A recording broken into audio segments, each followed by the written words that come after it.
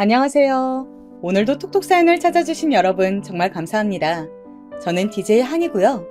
오늘 사연은 어처구니 없게도 이상한 동서를 맞이해서 힘들었던 사연자분의 이야기예요. 마지막에는 아주 시원한 사이다가 기다리고 있으니까요. 끝까지 집중해서 들어주세요. 오늘도 3가지의 이야기가 준비되어 있습니다. 그럼 바로 시작해볼게요.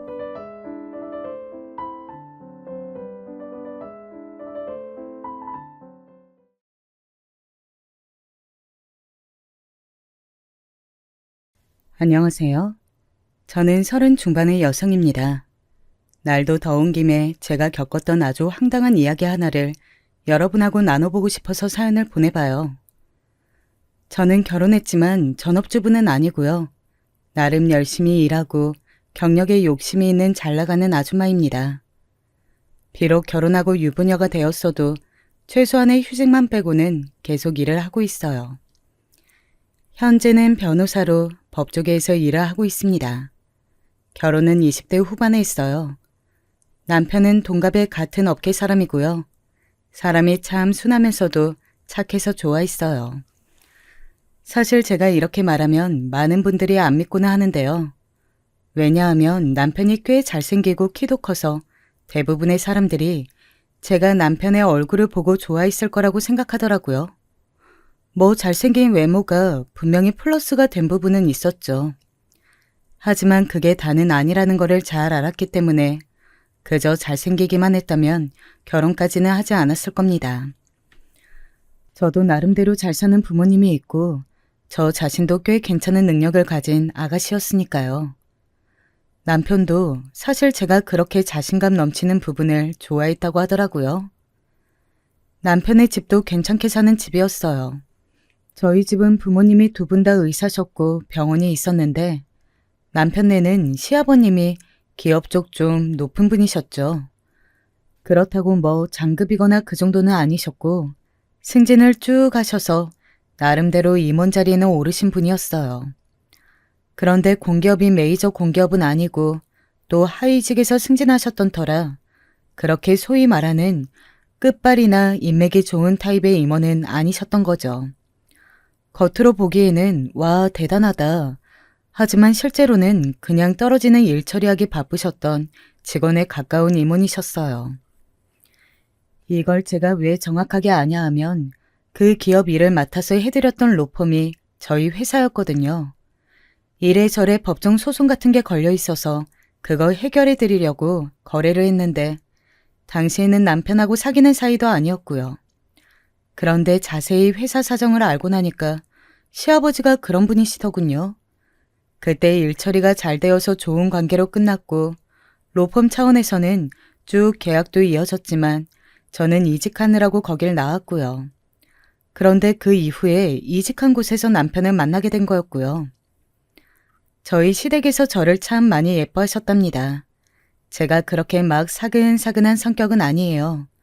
그런데 제가 일하는 모습을 직접 보셨던 시아버지께서는 우리 며느리가 아주 똑똑하고 딱 부러진다면서 저 같은 사람이 조직에 있으면 정말 무척 좋다고 칭찬을 많이 하셨었죠. 시아버지께서도 남편이 저를 며느리감이라고 데려왔을 때 많이 놀라셨지만 또 기쁘셨다고 하기도 하셨어요. 저도 물론 놀라기는 했었지만요. 남편은 밑으로 2 동생이 있었어요. 한 명은 남동생, 한 명은 여동생. 보통 시누이가 골치 아플 거라고 생각하고는 하는데 저희 시누이는 저하고 되게 쿵짝이 잘 맞는 사람이었어요. 시누이는 여성스럽거나 새침한 타입이 아니고 좀 호방하고 호쾌하다고나 할까? 웃음소리도 크고 이런저런 궁리 없이 직설적으로 말하고 그 자리에서 감정 풀어버리는 타입이었거든요. 저보다 나이는 어려도 굉장히 호탕한 사람이라서 제가 무척 좋아하게 되었어요. 그래서 뭐 별다른 일이 없어도 시누이가 저희 직장 근처로 왔을 때 같이 커피 마시고 식사도 하고 제가 시누이네 직장 근처로 가면 같이 공연도 보고 그랬었죠. 시누이가 공연 제작 관련 일에 종사하고 있었거든요. 그래서인지 아주 오빠들 휘어잡는 카리스마도 대단했고요. 도리어 시동생이 좀 거슬리는 타입이었어요. 어릴 적에 시동생이 남편보다 공부를 더 잘했다고 하더라고요. 초등학교 때부터 고등학교 때까지 쭉 그랬대요. 남편은 그냥 중학교 때 평범하게 반에서 3등 안에 드는 모범생이었고 시동생은 전교에서 노는 5등생이었다고 하고요. 그러니 시동생은 특목고를 목표로 하다가 결국 외고로 진학해서 거기서도 공부를 잘해서 우수한 성적을 거뒀다고 들었어요. 그런데 그러다가 대학 시험에서 삐끗 실수를 해서 재수를 하게 된 거였죠. 근데 재수를 해도 결과가 안 좋아서 결국 대학은 남편이 더 좋은 대학과 과를 나오게 된 거였고요. 시동생은 대학에 가서 공부를 정말 열심히 했지만 학점은 엄청나게 좋게 받고 계속 장학금을 받았는데도 취업도 굉장히 어렵게 했다더군요. 그렇게 열심히 공부한 학생이 만약 이과였다면 성격에 상관없이 좋은 곳에 취업을 했을지도 모르는데 안타깝게도 문과에 심지어 경영학과였거든요. 본인은 마케팅을 하고 싶어 했고요. 그런데 문제는 시동생이 사회성이 진짜 모자랐다는 거였어요. 시동생은 누구하고 얼굴 맞대고서 말하는 것도 힘들어했고 사교성은 아예 없었거든요. 마케팅 쪽은 많은 사람들 앞에 나가서 기획 설명하고 발표하는 것도 많은 직종인데 시동생이 그걸 할 수 있을 리가 없었죠. 그러니 본인이 아무리 공부를 열심히 했다고 해도 학점이 아무리 좋아도 취업이 제대로 될 리가 없었어요. 스펙을 열심히 쌓기는 했는데 마케팅은 주로 공모전을 보지만 공모전 쪽 아이디어도 딱히 반짝이는 타입은 아니라서 그냥 노력으로 쌓는 스펙만 많았고요. 결국은 마케팅이 아니라 그냥 일반 경영 쪽으로 중견기업에 취직하더군요. 나름대로는 돈도 많이 주고 괜찮다고 하는 기업이었어요. 보통 그래도 거기 다니면 아 거기 라고 일부 사람들이 이름을 기억하는 정도의 기업이었으니까요. 나름 나쁘지 않았죠. 그런데 문제는 시동생이 그렇게 대학 때부터 남편보다 못 나가기 시작하면서부터 남편을 질투했다는 거였어요. 남편은 되게 온화하고 남이 어떻게 잘 나가나 못 나가나 이런 것에 아예 관심이 없는 사람이었거든요. 그냥 누가 뭐라고 해도 그러려니 하고 지나가는 타입이었고요. 그런데 시동생은 자기가 열심히 노력하는 만큼 남보다 뛰어나기를 바라는 편이었어요. 그런데 고등학교 때까지 자기보다 못하던 형이 대학부터는 비교하지 못할 정도로 잘 나가기 시작하니까 시동생은 질투가 날 수밖에 없었던 거였죠. 남편은 시동생이 뭐라고 하거나 말거나 아무 생각 없이 넘어가는 사람이었는데 결혼하려고 가족끼리 모두 만난 날부터 저는 시동생이 거슬렸어요. 남편이나 여동생인 시누이가 저렇게 성격 좋은 사람들인데 어째서 시동생만 저런지 알 수가 없더라고요. 시부모님도 다들 좋은 분들이셨는데 딱 시동생 하나만 무척 거슬리는 타입이었어요. 시동생은 남편한테만 그렇게 질투를 한 것도 아니었었죠. 심지어 남편 부인, 그러니까 형수인 저한테도 질투를 하더라고요. 네, 제가 로펌에서 변호사로 법조계에서 일하고 있으니 그게 또 고가워 보인 것 같았어요. 나이는 남편하고 제가 동갑이니 시동생보다도 한 살 많았죠. 비슷한 나이에 저나 남편이나 훨씬 잘 나간다고 여겼는지 저한테도 아주 날카롭게 반응할 때가 많았어요. 제가 시부모님하고 저희 회사 이야기를 하고 있으면 인공지능으로 가장 먼저 일자리가 없어질 업종이 법조계라고 하면서 다른 직종으로 이직 알아봐야 하는 거 아니냐고 비웃을 때도 있었고 법조계라고 해도 뭐 판사처럼 변호사가 영향력을 미치는 건 아니냐고 할 때도 있었고 그랬어요. 말로 시동생 혼내는 건 솔직히 저한테의 일도 아니긴 했죠. 그런데 대부분 시동생을 만나는 자리가 시부모님하고 같이 있는 자리였고 굳이 어른들 계신 곳에서 시동생하고 트러블 만들고 싶지는 않았어요. 시부모님도 못마땅했다면 들이받았겠지만 그것도 아니고 도리어 무척 좋은 분들이셨거든요. 며느리가 시부모님 인품이 좋다고 한다면 그건 틀림없는 좋은 거예요. 그 정도로 저희 시아버지하고 시어머니는 온화하고 다정한 분이셨거든요. 그래서 솔직히 저는 시동생이 결혼 못할 줄 알았어요. 처음 만난 사람하고 눈 마주치고 이야기도 제대로 못할 정도로 사회성이 떨어지는 남자가 심지어 외모도 별로였거든요. 남편은 키도 훤칠하고 사람이 번듯하고 의젓한 데가 있었는데 시동생은 아예 그런 면이 없는 사람이었어요. 왜소하고 마르고 키 작고 뭐 그런 건 상관없어요. 자기 관리 잘하는 사람들은 그마저도 자기 매력으로 승화시키는 남자들이 있으니까요. 그런데 그저 공부하고 뭐를 읽거나 보거나 하는 것에만 집착할 뿐이지 외모나 건강에 대한 자기 관리는 조금도 하지 않더라고요. 그렇다고 댐댐이가 온화하거나 반듯하기라 하나 그것도 아니고 운동은 전혀 하지 않아서 시간이 흐를수록 점점 더 거북목이 되어가는데 아랫배는 튀어나왔고요. 마른데도 아랫배가 나오는 체형이 그렇게 꼴보기 싫은 줄 그때 처음 알았어요. 그런데 저랑 남편이 결혼하고 나서 3년쯤 지났던 어느 날 시동생이 갑자기 결혼할 여자를 데리고 온다고 하더군요.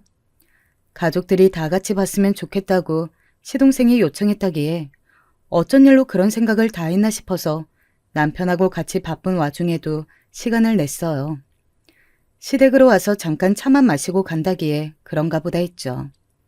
시동생이 그 꼴에도 어떻게 신부감을 데려왔구나 우습기도 했고요. 와, 그런데 들어온 여자친구를 보니까 눈이 튀어나올 뻔했어요. 엄청나게 예쁜 미인이더라고요. 키는 거의 170 중반쯤 되는 것 같아서 심지어 시동생보다 한 4, 5cm는 큰 것 같았고요. 구두 안 신고 맨발로 집안에 들어왔을 때 본 거니 거의 정확할 거예요. 게다가 거의 완벽하게 다듬어진 피부며 패션이며 보통 사람이 아니더군요. 제가 일하면서 일반인도 보고 연예인도 봤지만 분명히 연예계 쪽 관리를 받은 사람으로 보였어요. 그리고 충분히 그럴 만한 미모였죠. 눈은 크고 날씬하고 머리 길고 남자들이 거의 환장할 만한 외모더라고요. 시동생은 거의 그 여친한테 혼이 나간 것 같았어요. 제가 봐도 그러게 생기긴 했어요. 시동생은 예비 동서에 비하면 정말 너무, 이런 말은 너무한지 모르겠지만 모자라 보였다고 해야 하나요? 예비 동서 옆에는 잘생긴 배우가 서 있어야 할 것 같더라고요. 멋진 남배우 아니면 재벌 총수라든가 그 정도로 미인이었어요. 물론 예비 동서 곁에 진짜 연예인 여배우가 서 있으면 또 어땠을지 모르겠는데 저희는 항상 연예인을 보는 게 아니잖아요. 일반인 기준으로 맞춰져 있는 눈에는 그 정도로 예뻐 보였던 거였죠. 그러니 시동생은 대체 어땠겠어요? 그리고 거기에 더해서 시동생의 어깨에 아주 힘이 잔뜩 들어간 게 보이더군요. 엄청난 미모의 아내감을 데려왔으니 거기에서부터 일단 저와 저희 남편에게 이겼다고 생각하는 게 눈에 보였어요. 솔직히 좀 웃기기는 했거든요. 아니 뭐 예비 동서가 미인인 건 맞지만 그게 뭐라고 저희 부부한테 우월감을 느끼면서 으스대는지 말이에요. 웃기잖아요. 이야기를 나누다 보니 예비 동서는 미인대회 출신이더군요. 그렇다고 미스코리아급은 아니고 무슨 지방 쪽에도 미인대회가 있었나 봐요. 저는 그런 쪽에는 통 관심이 없어서 잘 몰랐는데 미스코리아가 아니어도 대단한 대회라면서 시동생이 거의 침을 튀겨가면서 열변을 토했어요. 뭐 미인대회 출신이건 아니건 이미 보이는 그대로 대단한 미인이던걸요. 그 스펙을 굳이 안다고 해서 달라질 건 없었지만 저나 남편이나 어쨌든 가족이 될 사람이니 열심히 칭찬하면서 장단을 맞춰주었습니다. 새로 만난 사람이 기분 좋아서 나쁠 건 없었으니까요. 예비 동서는 전체적으로 새침하다는 인상이었어요. 별다른 말도 없이 그냥 고개만 까딱거리면서 앉아있더라고요. 보통 예비 며느리로 시댁 식구들 뵐 때는 좀 싹싹하게 웃기도 하고 사근사근하게 이야기도 하고 그렇지 않나요? 저도 그다지 사근거리는 성격은 아닙니다만 처음 시부모님하고 시동생, 시누이 볼 때는 제 사교성을 바닥부터 다 끌어내서 있는 힘을 다해 상냥하게 말했어요. 사실 평생 동안 같이 볼 사람들인데 처음에는 서로 성의를 다하는 게 맞다고 생각하기도 하고요. 그런데 예비 동서는 뭐랄까 누구나 자기 비위를 맞추어 주는 게 익숙한 얼굴을 하고 있다고나 할까요? 사실 그 정도 미인이면 주변을 둘러싼 남자들이 죄다 예비 동서 비위를 맞추기는 했을 거예요. 당연하죠. 하지만 시댁 식구들까지 그럴 것을 기대하면 안 되는데 뭔가 착각하고 있는 것 같더라고요. 사실 저는 거기서부터 일단 좀 빈정이 상했었죠. 제가 빈정을 상하든 말든 일단 시동생이 하도 적극적이라서 결혼은 바로 빠르게 진행되었어요. 결혼식에서도 동서가 너무 예뻐서 마치 모델이 웨딩드레스 입은 것 같다면서 모두가 수군거렸죠. 동서가 미인이라서만 이야기가 나온 건 아니었어요. 키가 큰 동서가 굽이 낮은 구두를 신었는데도 키가 작은 시동생은 거의 하이힐 수준의 구두를 신어야 했거든요. 보는 사람들 누구라도 다 눈치챌 수 있을 정도로 높은 신발이었어요. 거의 계단이더라고요. 심지어 버진로드 걸어 나오다가 한번 삐끗해서 진짜 위기의 순간이 있었는데 어떻게 그래도 중심을 잡아서 그나마 엎어지지 않았어요. 솔직히 엎어진 걸 봤으면 좀 웃기긴 했겠다 싶더군요. 너무 심술 맞을 수도 있지만 제 결혼식 아닌데 어때요. 게다가 그렇게 얄밉게 구는 사람인데요. 웨딩 사진도 한껏 키속임을 해서 찍어놓고 구두는 거의 계단 수준으로 높게 신어놓고 하여간 웃겼어요. 동서는 시동생이 그렇게 많이 좋지는 않은 것 같더라고요. 그냥 만나본 중 괜찮은 사람이고 또 성실한 사람이기는 하니까 결혼한다는 느낌? 직접 동서가 말한 것은 아니지만 제가 느끼기에는 그랬어요. 사실 동서 정도의 미모면 들이대는 남자가 진짜 많았을 텐데 시동생처럼 솔직히 볼품없는 남자한테 결혼을 허락한 이유가 궁금하긴 하더라고요. 그리고 솔직히 불쾌했던 점은 하나 더 있었어요.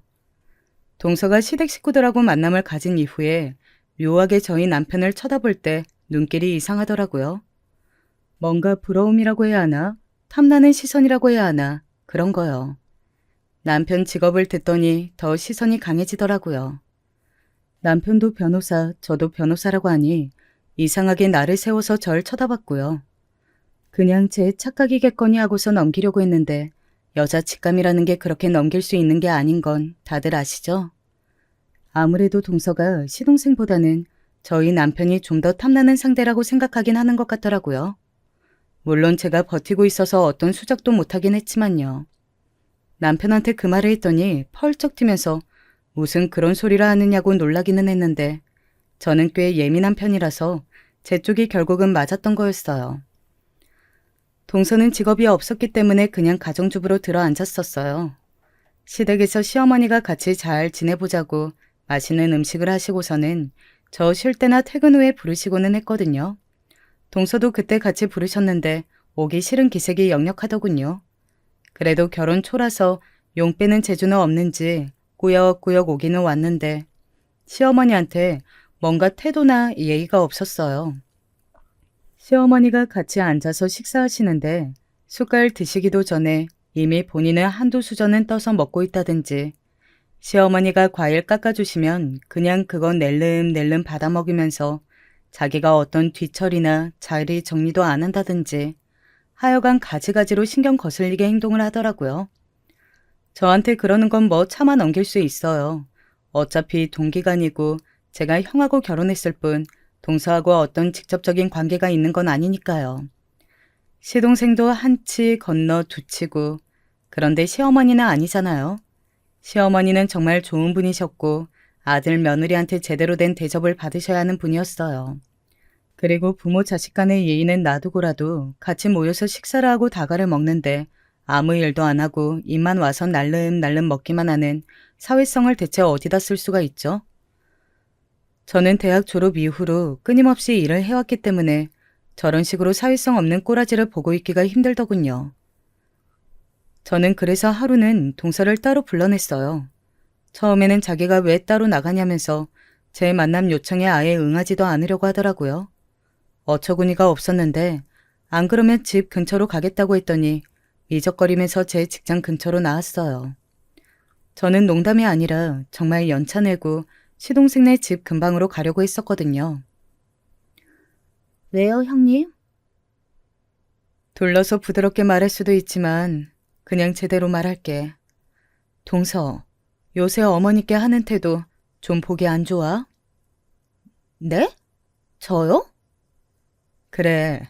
어머님이 기껏 음식 준비 다 해놓고 부르셨으면 수저라도 놓고 뒤처리라도 하는 게 예의야. 본인 혼자 입만 가지고 와서 음식만 집어먹다 가는 거 대체 어디서 배웠어? 어머님이 손님 대접하겠다고 부르신 거잖아요. 제가 그냥 그 대접만 받은 건데, 뭐, 문제 있어요?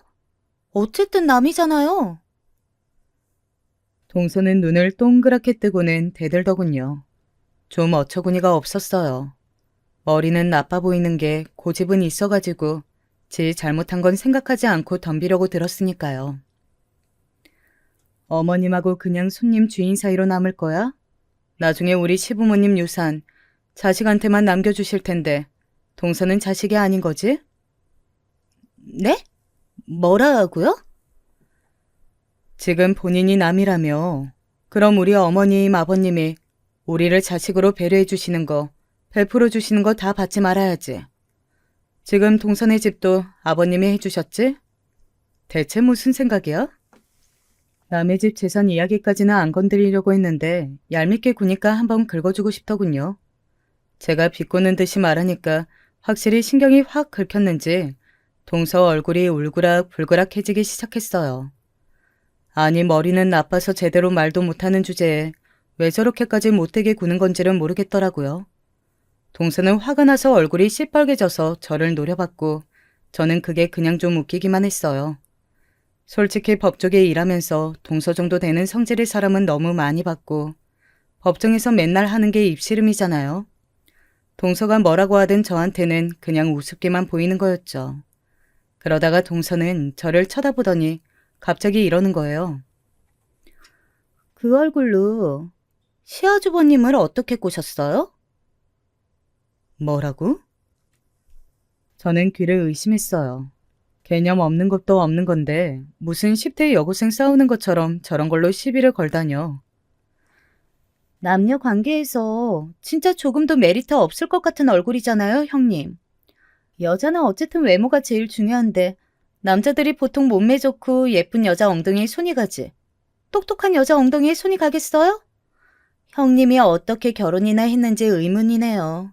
심지어 시아 아주버님 같이 괜찮은 남자하고요? 아이고. 다른 여자들하고 같이 앉아있으면 형님 진짜 선택 한 번도 못 받았을걸요? 운 좋은 줄 아세요. 시아 아주버님 마음이 넓기도 하지. 동서는 저한테 한 방 먹였다는 듯이 의기양양한 얼굴이었어요.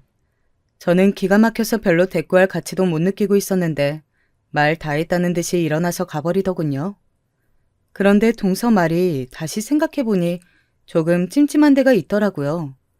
가만히 생각하다 보니까 저런 여자가 우리 시댁같이 괜찮은 집안에 들어와도 되나 싶은 거예요. 저한테 어떻게든 엿을 먹이고 싶어 하는 건 둘째치고라도 뭔가 뒤가 구린 느낌이 빡 드는 거였죠. 저도 하도 다양한 사건들을 접하다 보니까 뭔가 감지하는 감각이 되게 잘 발달했거든요. 어느 쪽이 구리다 하는 예감이 들면 거의 맞을 정도로요. 그래서 저는 뭐 그리 정당한 방법은 아니었지만 흥신소를 이용하기로 했어요. 법적으로 완전히 불법은 아닌 정도의 사무실을 아는 데가 있었거든요. 남의 사건 처리해주다 보면 피치 못하게 흥신소 이용이 불가피할 때가 있기도 하고 해서 아는 곳이었어요. 그곳 사장님이 저한테 동서 이야기를 이것저것 물어보다가 웃더라고요. 저는 어쩐지 이건 좀 쉬울 것 같은데요. 그렇죠, 아무래도. 저도 그런 예감이 들긴 하는데. 알아보고 일주일 내로 연락 드릴 수 있을 것 같아요. 금방 해드릴게요. 심각한 사건도 거물이 얽힌 것도 아니라서 흥신소 사장님도 재미있다는 듯이 웃으시더군요. 그래서 저도 그냥 가볍게 알아만 봐달라고 그냥 동서가 어떤 사람인지만 알고 싶다고 이야기를 해두었어요. 그리고 일주일 뒤 사장님한테 연락이 와서 만나게 되었죠. 사장님이 내민 봉투 속 자료들이 흥미로웠고 제가 예상했던 바하고 거의 비슷했어요. 어제 아주 예쁘더라니 미인대회 나가기 전에는 바에서 일을 했더라고요. 보통 바는 아니었던 거죠? 그렇죠. 그래도 터치 안 된다고 하는 모던바, 도킹바 이런 것도 아니고 그냥 대놓고 2차 나가는 그런 곳이었어요. 대단한 여자던데. 이미 20살 갓 되자마자 일 시작했던데요. 그 업계에서는 너무 유명해서 별로 조사할 필요도 없었어요. 사장님이 조사한 바에 따르면 동서는 지방광역시 유흥가에서 제일 유명한 업소에서 에이스였다고 하더군요.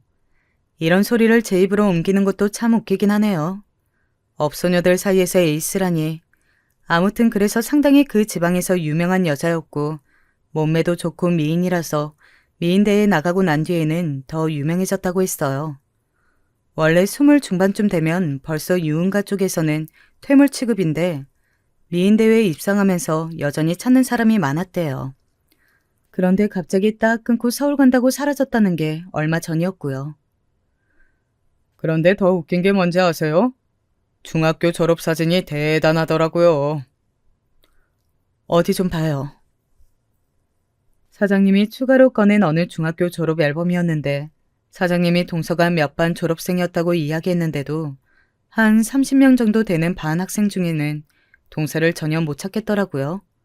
다들 순진하고 귀여웠지만 그렇게 눈에 띄게 예쁜 애는 전혀 없었어요. 사장님이 그 중에 한 여학생을 짚으면서 웃었습니다. 이 친구예요? 하지만 이름이 다른데요? 얼굴도 너무 다른데? 얼굴 뜯어 고치고서 개명도 한 모양이더군요. 세상에. 자세히 보니까 얼굴이 남아있긴 남아있었어요. 코가 눌려서 약간 돼지상이라고 하는 그런 얼굴이었는데 콧대 세우고 눈 찢고 쌍꺼풀하고 뭐 얼굴형도 뭔가 한 모양이던데 제가 수술로는 잘 알지를 못해서 정확히는 알 수가 없었어요. 사장님이 뭔가 더 한참 이야기를 해주었는데 알아듣지도 못했고요. 얼굴이 정말 대격변을 했더라고요. 아주 미세한 인상 외에는 남아있는 것도 없었고 이름까지 바꿔버려서 진짜 같은 사람이라고는 상상하기가 힘들었어요. 저도 아마 사장님이 말해주지 않았다면 정말 몰랐을 사진이었죠. 고등학교 시절에 벌써 수술 여러 번 한 모양이던데 개명은 20 되었을 때 했나 봐요. 그래서 고등학교 앨범에는 원래 이름에 예뻐진 얼굴이 남아있더군요. 이런 사람이 한둘이 아니긴 하지만 굉장히 극단적인 케이스예요. 와, 이러고서 저희 시동생 낚아가지고 팔자 피려고 한 거였군요. 네. 그리고 이게 진짜 좀 특이하고 욕해서 죄송하지만 미친년 같은 부분인데요. 고등학교 때 사귀던 전남친이 나중에 호스티스 되고서도 물주 노릇을 했더라고요. 아, 전남친이 전 여친 몸 파는 거 보면서 돈 퍼부어 준 거예요? 네, 일부러 아주 망하라고 작정하고 돈을 뜯어낸 것 같습니다. 과정 보면 아주 미친년이에요. 사장님의 말에 따르면 동서는 호스티스 생활을 하면서 전 남친이 집착하는 동안 아주 효율적으로 돈을 빼먹었다고 하더군요. 술집에 나가는 전 여친을 보고 실망했던 전 남친을 꼬여내서 다른 남자하고 놀아나는 중에도 옆에서 지켜보게 하고 그러면서 또 입을 나불거려서 돈 없다며 돈 빌려달라고 해서 거액을 뜯어냈고 그래서 제법 유복했던 전 남친 집이 휘청거릴 정도가 되어 결국 그 전 남친도 집에서 쫓겨났다고 했어요. 사장님이 그 전 남친 사진도 보여줬는데 어딘가 시동생하고 인상이 비슷한 게 어디 가서 호구 잡히기 딱 좋은 인상이더라고요. 그런데 그 말을 들으니 좀 걱정이 되더군요. 시동생은 꽤나 허술하고 덜 떨어진 인간인데 동서한테 휘말려서 간이고 쓸개고 다 빼줄 게 확실했거든요. 야근척은 혼자 다 하지만 결국 세상 물정은 아무것도 모르는 인간이라서요. 저러다가 시댁에도 여파가 미치면 결국 저와 남편도 피해를 입는 건 기정사실이니 제가 걱정될 수밖에 없었죠. 하지만 일단은 그냥 조용히 있어 보기로 했습니다. 저희 집 문제도 아니고 일단 한치 건너 두채인 시동생네 일이었으니까요. 흥신소를 이용해서 뒷이야기를 캔 것도 가능하면 알리지 않고 지나가고 싶었죠. 그대로 동서가 조용히 살면 좋은 일이지만 분명히 아닐 것 같다는 확신도 있었어요. 그렇게 동서네하고 신경전 아닌 신경전을 벌인 이후 몇 달이 지났습니다.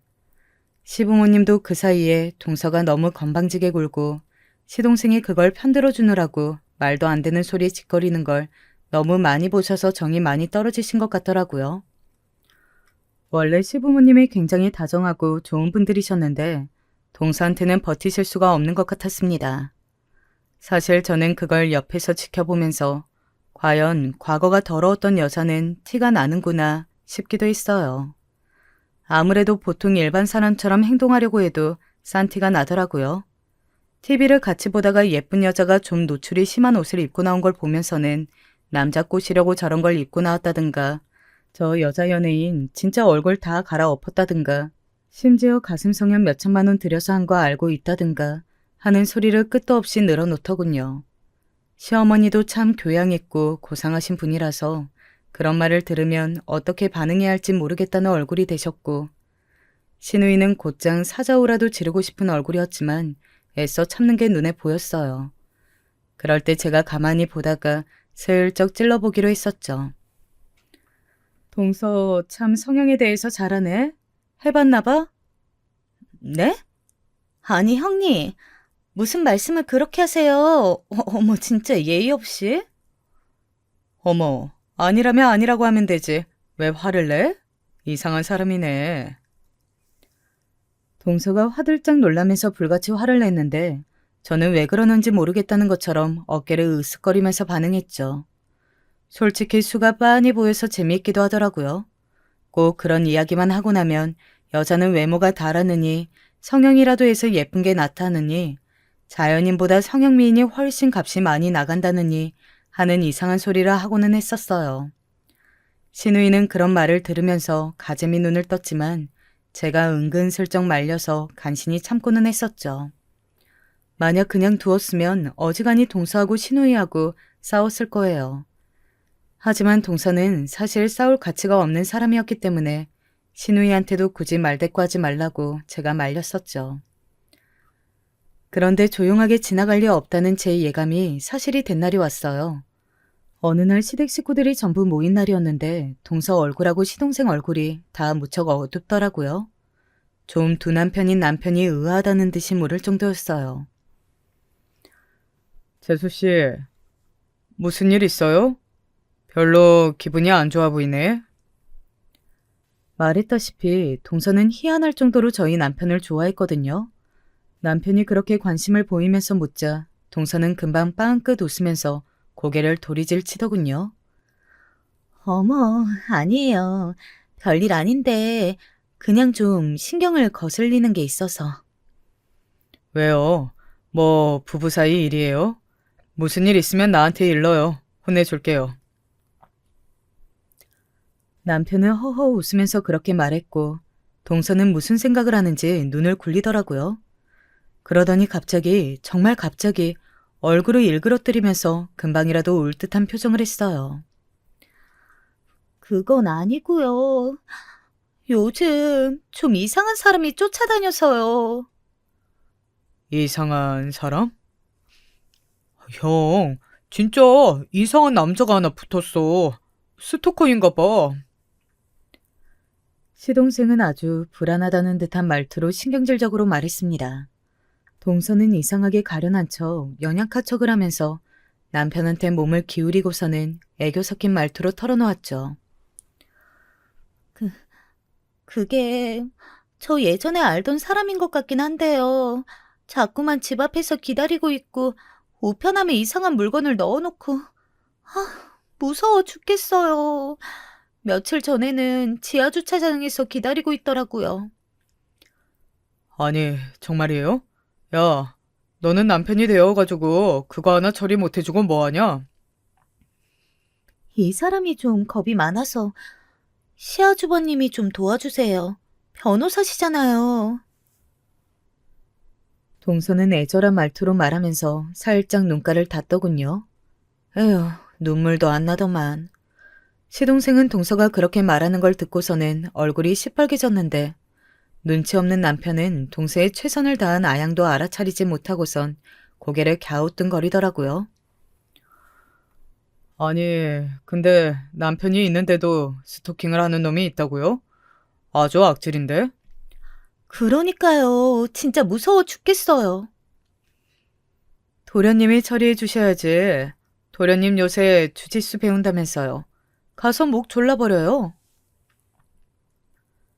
그 말을 했더니 시동생 얼굴이 더 벌개지더라고요.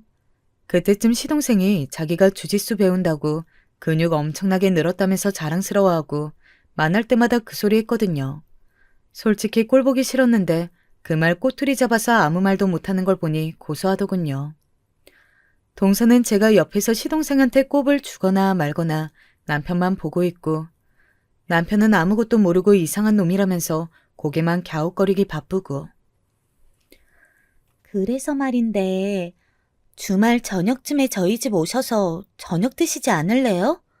아, 물론 형님도 같이요. 바쁘시면 안 오셔도 되지만. 아, 그래?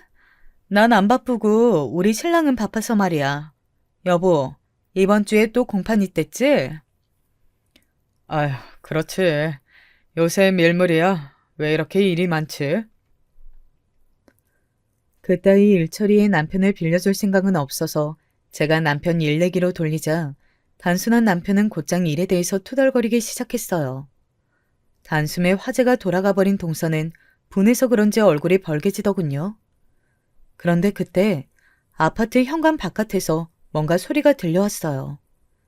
같이 둘러앉은 시부모님, 동서네, 저희 부부까지 다 멈칫하고 돌아볼 정도의 소리였죠.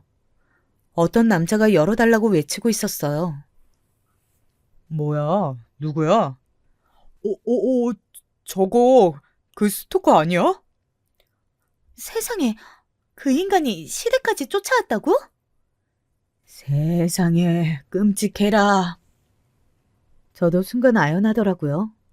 아니 아무리 스토커라고 해도 자택도 아니고 시댁까지 쫓아오다니 쉽지 않은 일이잖아요. 저런 놈이 혹시 흉기라도 들고 있으면 어쩌나 겁이 덜컥 나더군요. 저도 평소 겁이 많은 성격은 아닌데 워낙 흉흉한 사건도 많고 하니까요. 남편도 그런 생각이 들었는지 은근슬쩍 일어나서 식탁 의자를 들었고요. 뭐 흉기 가진 미친놈하고 상대하기엔 의자가 좋은 선택이긴 하죠. 일단 다들 긴장한 상태로 시동생이 일어나서 나가 문을 열었어요. 그런데 거기 정말로 남자 한 명이 서 있었는데 제가 봤던 얼굴이더라고요. 그 흥신소 사장님이 보여줬던 사진 속 남자, 동서의 전 남편이자 전 손님이었던 그 남자요. 재미 좋아? 나 버리고 재미 좋냐고. 왜 이러시는 거예요? 저, 남자, 전 몰라요. 모르는 남자인데 저러는 거예요. 동서는 그렇게 말하면서 남편 뒤로 숨더라고요. 남편 셔츠 잡고 뒤에 착 붙어서 숨지만 않았어도 제가 참았을 텐데 그 꼬라지를 보니까 저 화상을 우리 시댁에 치우지 않으면 제가 평생 속이 터지겠구나 그런 확신이 들었어요. 그리고 저는 저 여자를 치울 방법도 알고 있었죠. 너 내 여친이었잖아. 내가 너한테 돈을 얼마나 드렸는데? 어머나, 돈을 드려요? 그게 무슨 소리라? 남자는 척보기에도 이미 눈이 시뻘개져서 제정신이 아니더라고요. 저 상태인 남자한테는 몇 마디씩만 던져서 등을 밀어주면 저절로 자살골을 넣게 되어 있었죠. 남자는 제가 있는 쪽으로 눈을 돌리더니 제가 말을 들어줄 것 같았는지 얼른 말했어요. 돈 정말 많이 드렸어요. 저 여자 사랑합니다. 무슨 꼴을 해도 사랑해요. 무슨 꼴이라니? 우리 동서가 어때서요? 결혼도 했는데. 결혼을 해도 술집에 나가도 사랑한다고요. 네? 술집요? 저는 놀란 척하면서 슬쩍 동서 쪽을 봤어요. 동서 얼굴이 곧 악기처럼 변하더니 시뻘개져서 악을 쓰더라고요. 형님, 조용히 해요. 저 새끼 말 하나도 들을 거 없어요. 그냥 정신병자예요. 헛소리라고요. 동서, 그동안 당한 게 많았나 봐? 오래된 사이야? 저 새끼한테 내가 그동안 얼마나 오래 당했는데 거의 10년이 다 되어 간다고요. 조금 아까 저 남자 모른다며. 오래전부터 아는 사이라는 거네? 제가 지적하니 순간 거실이 조용해졌어요. 뭐라고 말을 얹기 애매해서 나서지 못하고 있던 시부모님도 안색이 변하셨고 시동생도 순간 창백해지더군요. 동서는 자기가 잘못 말했다는 사실을 깨달았는지 급격하게 말을 더듬기 시작했어요. 그게 아니라요. 그러니까 오래전부터 절 괴롭혔다는 거죠. 모르는 남자라고 했잖아. 개인적으로 모르는 사이라고요. 그게 무슨 소리야. 너 개명했잖아. 개명 전 이름 나 아는데 불러줘? 너 고등학교 때 나랑 사귀고서 졸업한 후에는 술집 나갔잖아. 술집에서도 내가 제일 큰 손으로 너한테 고객이었는데 이런 식으로 나 버리고 다른 남자 만나 결혼해도 돼? 남자는 울면서 소리를 질렀어요. 술집 다니면서 오입질하는 놈인데 나름대로 순정은 순정인 모양이더라고요. 전 술집 호스티스와 그 고객님 사이의 다툼을 시댁 거실에서 보게 되는 상황이라니 너무 예상하지 못했던 터라 어처구니가 없었어요. 남편도 당황스러운지 저한테 조그만 목소리로 속삭이더라고요. 무슨 일인지 당신은 알겠어? 나야 누구보다 잘 알지. 나중에 이야기해줄게. 말 잘 듣는 남편은 알겠다면서 얌전히 고개를 끄덕였습니다. 그리고 뒤에서는 술집 이야기를 듣고 시어머니가 그대로 넘어가시더라고요. 시아버지가 급하게 잡아서 부축하셨는데 시동생이고 동서고 아무도 신경을 안 써서 저하고 남편이 같이 부축해서 방으로 모셔다 드렸어요. 물론 그 와중에도 너무 재미있는 바깥 상황에서 귀가 떨어지질 않았죠. 남편 역시도 시어머니를 걱정하면서도 한편으로는 동서와 그 남자 싸움에서 신경을 뗄 수 없는 게 느껴지더라고요. 이런 게 어디 있어.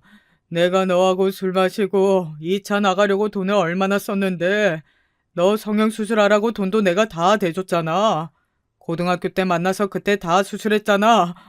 너 근데 어떻게 팔자 피겠다고 다른 남자를 만나서 여기서 이러고 있어? 좀 닥치라고. 네가 이런 식으로 하는데 어떤 여자가 붙어있어 이 쫌생아. 결국 성질이 나버린 동서가 빽 소리를 지르는 게 들려왔어요. 오, 드디어 폭발하는구나 싶어서 저는 속으로 흥미진진해서 어쩔 줄은 몰랐죠. 원래도 동서가 자기 성질 못 이기고 말실수하는 경우가 참 많았는데 이번에도 자기 성격을 못 이기더라고요. 그 말을 듣는 남편 눈이 커지면서 저한테 뭔가 말아 하려는데 저는 손가락을 입에 대고 조용히 하라고 했죠. 더 자세히 들어야 하니까요. 시아버지도 화가 나는데 이 상황 자체가 너무 어처구니가 없으신지 아무 말씀이 없으셨어요. 너 그렇게 술집에서 에이스로 일하는 동안 네 매출 내가 다 올려줬잖아. 내 덕분에 에이스였던 거면서. 이 멍청이가? 야, 네가 무슨 다 올려줘. 내 손님이 얼마나 많았는데. 너 맨날 와서 징징대면서 돈도 안 써서 마담 언니가 너 얼마나 싫어했는지 알아? 진짜 대화 흘러가는 꼬라지가 가관이더라고요. 그나마 오늘 시누이가 없어서 종간에 벼락같이 화를 낼 사람이 없어서 다행이었죠. 저는 슬쩍 나가서 시동생 안색이 어떤가를 살펴봤어요. 현관문 근처에 선 채로 시동생은 얼굴이 시퍼래져 있더라고요.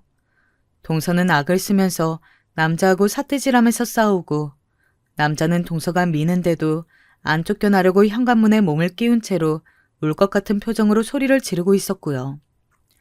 시댁 아파트 라인에 소문 다 나겠네 싶어서 제가 끼어들어야 하나 어째야 하나 고민이 되던 때에 마침내 시동생이 입을 열었어요. 술집 여자였구나. 여보, 그런 거 아니에요. 그런 게 아니라 내 말 좀 들어봐요. 저 이상한 스토커 말만 듣지 말고.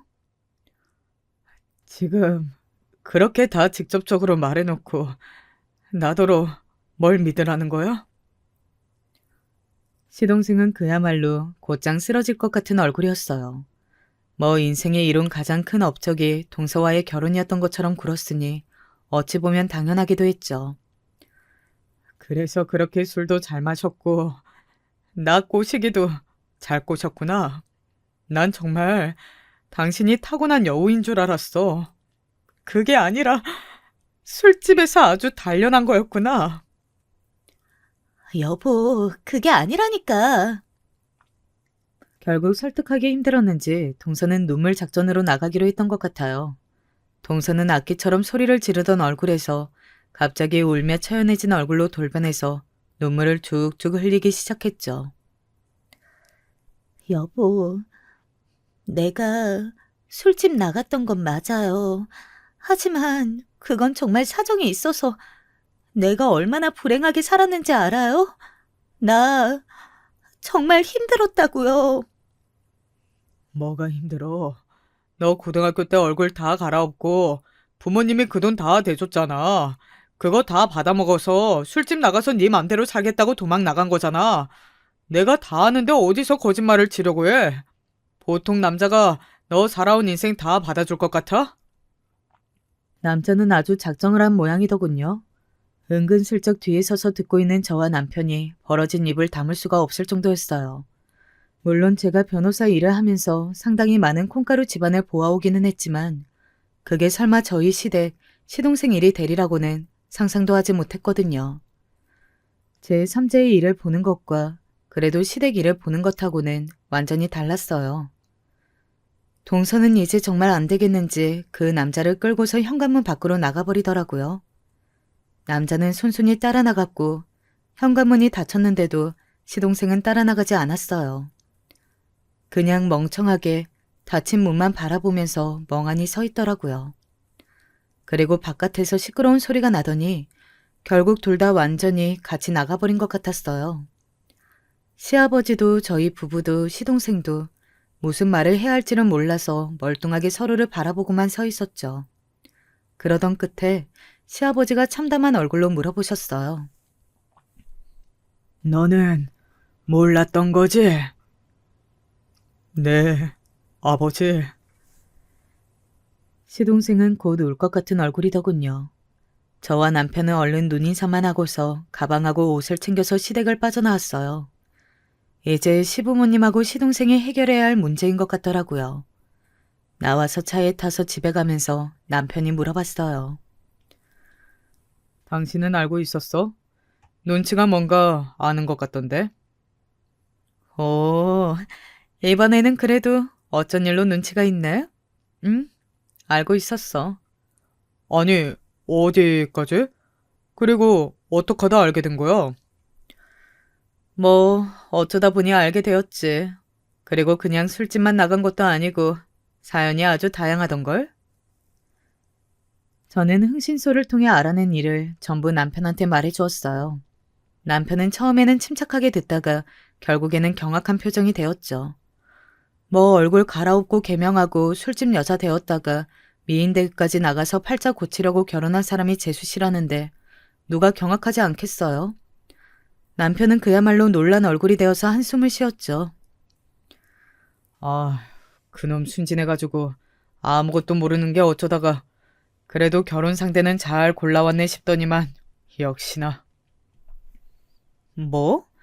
결혼 상대를 잘 고른 것 같았어? 사람 볼 줄 모르네. 그 정도면 괜찮지 뭐. 사근사근하고. 근데 그런 과거가 있으면 이제 완전히 이야기가 달라지지만. 하여간 남자들이란 여자가 좀 예쁘고 상냥하게 말하면 무조건 결혼 상대로 좋은 줄 알더라고요. 하긴 동서가 희한할 정도로 남편한테 좋은 말만 하기는 했었죠. 아마 술집에서 일하던 가락 같기는 했어요. 저는 남편도 시동생도 좀 한심하면서도 뭐 남자들이니 그러려니 해야지 싶었죠. 그 뒤는 뭐 뻔하죠. 다른 건 몰라도 술집에 나갔던 과거를 인정하는 남자가 어디 있겠어요. 게다가 시동생은 미인대회 출신 미인을 아내로 맞이해서 자기가 우리보다 더 우월해졌다는 자신감에 취해 있었는데 사실은 그 미인이 술집 출신이라고 하니까 완전히 자존심이 구겨져 버린 거였죠. 시동생은 정말 칼같이 이혼 통보를 했고 동서가 들러붙었지만 결국은 돈을 좀 받고서 떨어져 나가버린 모양이더군요. 애초에 동서는 신분 세탁해서 팔자를 고쳐버리던 거였기 때문에 그냥 더러워도 돈 먹고 떨어지자는 식으로 위자료를 줘버렸더니 금방 협의 이혼에 동의했대요. 사실 동서가 과거를 속였으니 소송할 수도 있었지만 거기까지는 이야기해주지 않았어요. 제가 알바가 아니니까요. 시부모님이 그 와중에 마음고생이 참 많으셨지만 그래도 협의 이혼으로 그리 시끄럽지 않게 끝나서 다행이었죠. 동서가 이혼하면서 끝까지 저한테 저주를 퍼부었다고 하긴 하더라고요. 그게 맨날 중간에서 회방을 놓았다나요? 못생긴 게 잘난 남편 만나서 사는 게 무슨 복인지 모르겠다고. 뭐 그렇게나 질투나고 부러우면 본인이 능력 있게 바르게 살았어야죠. 안 그런가요?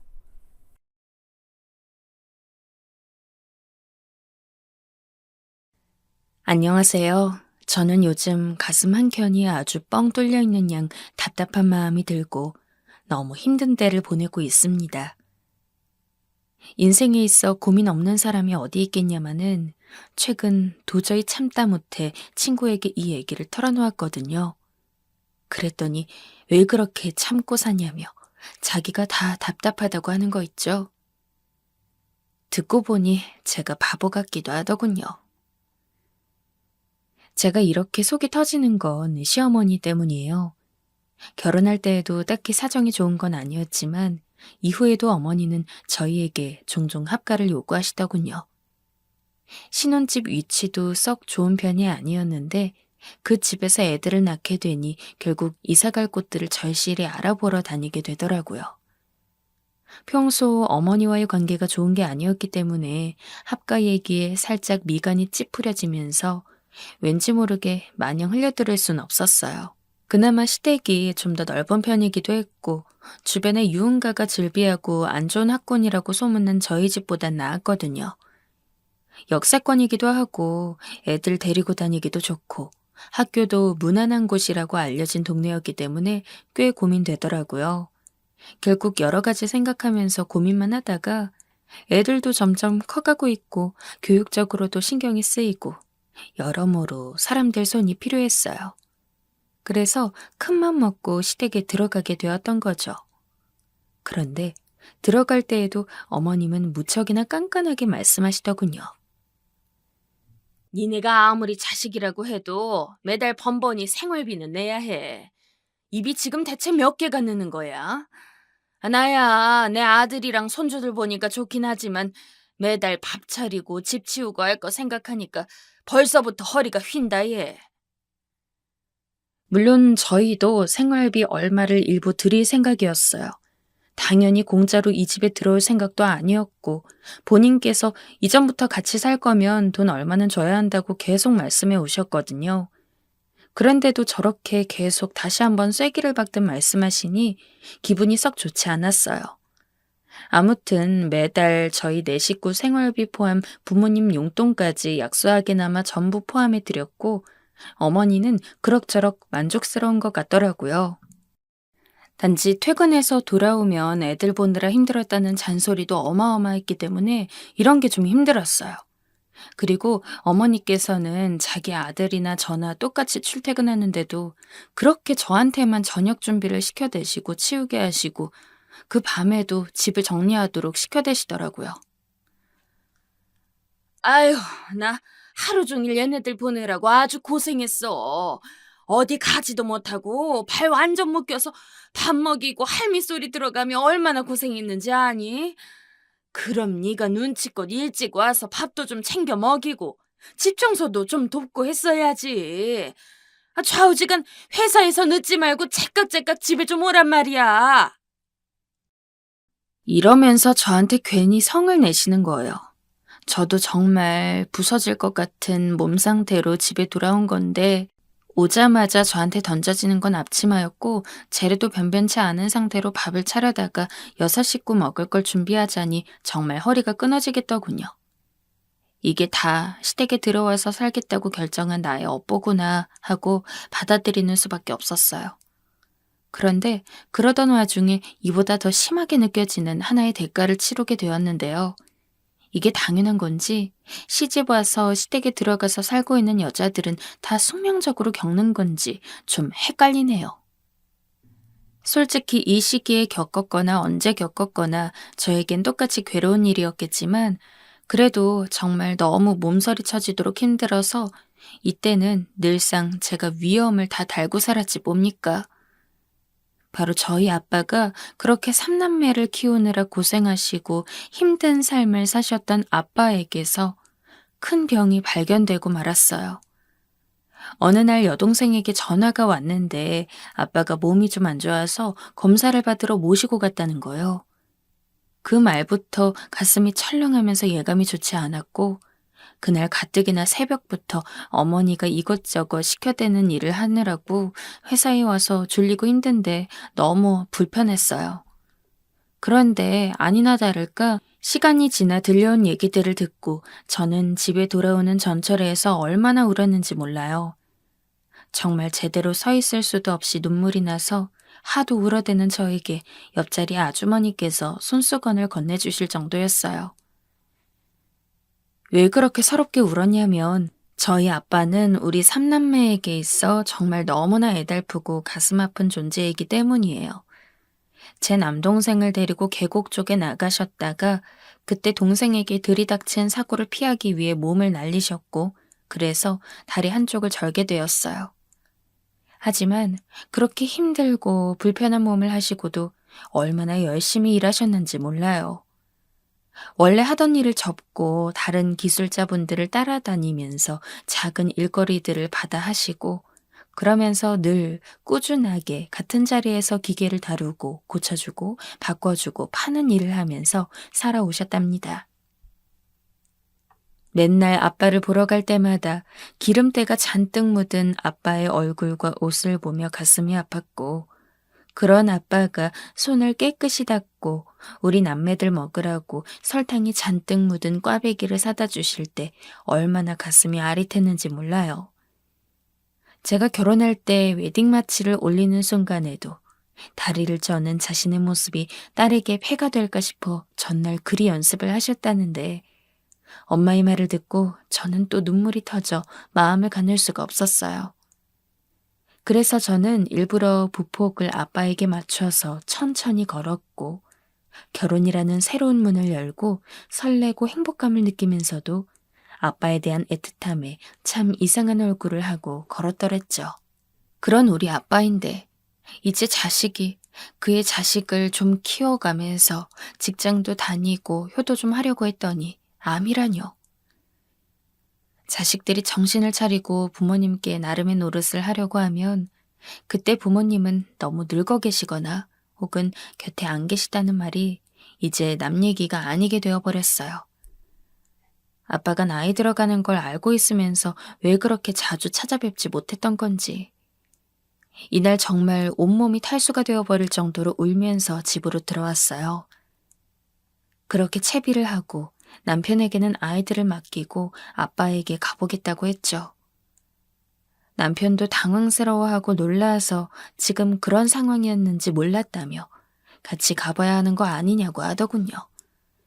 저도 잠시 고민을 하고 있는데 그 사이에 갑자기 어머니가 들어오셨어요. 대강 말씀드렸고 뭐라도 하실 말이 있으신가 싶었는데 어머니가 하는 말씀을 듣고 저는 일순간 몸이 완전히 굳어 어머니를 빤히 쳐다보았어요. 이게 정말 제정신인 어른이 할 수 있는 말인가 싶어서 몇 번이나 계속 어머니를 쳐다보며 확인하게 되더라고요. 아유, 너만 갔다 오면 되지. 뭘 명준이까지 다녀오라 그래. 이 밤중에 위험하게. 희진애미 너 혼자만 다녀오면 되잖아. 비도 오는데 뭘 정신사납게 둘이서 왔다 갔다 하고 그래?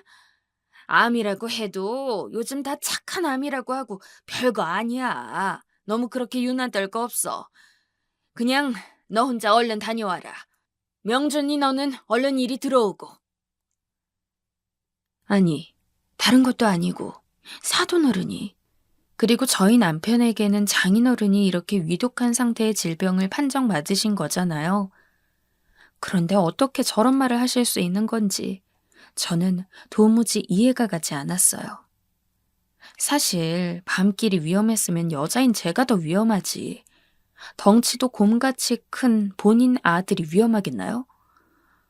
암튼 어이가 없으면서도 일단 그냥 나와버렸고 어머니에 대한 분이 빠져있기에는 제 상황이 너무 좋지 않아서 빠르게 걸을 수밖에 없었어요.